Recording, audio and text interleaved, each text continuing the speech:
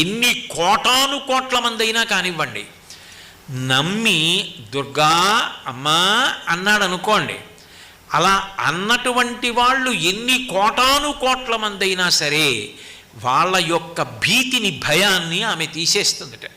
దుర్గే స్మృతౌ హరసి భీతి మశేష జంతో స్వస్థై స్మృత మతిమతీవ శుభాం దదాసి.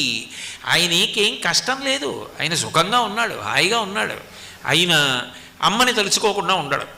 అందుకని ప్రతిరోజు అవకాశం ఉన్నప్పుడల్లా అమ్మ దుర్గా దుర్గా దుర్గా అంటూ ఉంటాడు. అప్పుడు ఏం చేస్తుందంటే మంచి బుద్ధినిస్తుందిట.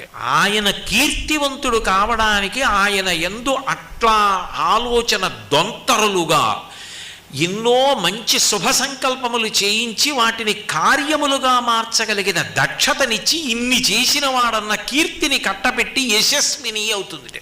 అమ్మవారి